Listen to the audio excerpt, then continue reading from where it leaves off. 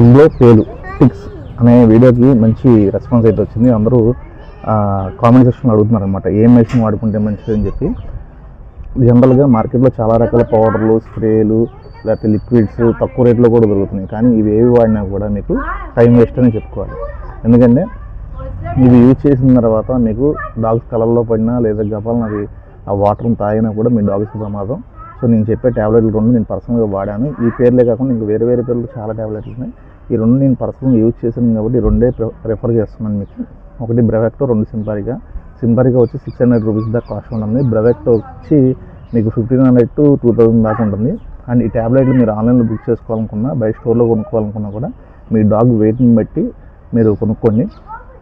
And ఈ ట్యాబ్లెట్లు ఇవ్వడం వల్ల 1 or 2 అవర్స్లోనే మీరు మీ డాగ్స్కి ఉన్న పేలను అయితే మీరు కంట్రోల్ చేసుకోవచ్చు, చచ్చిపోవడం చూసుకోవచ్చు.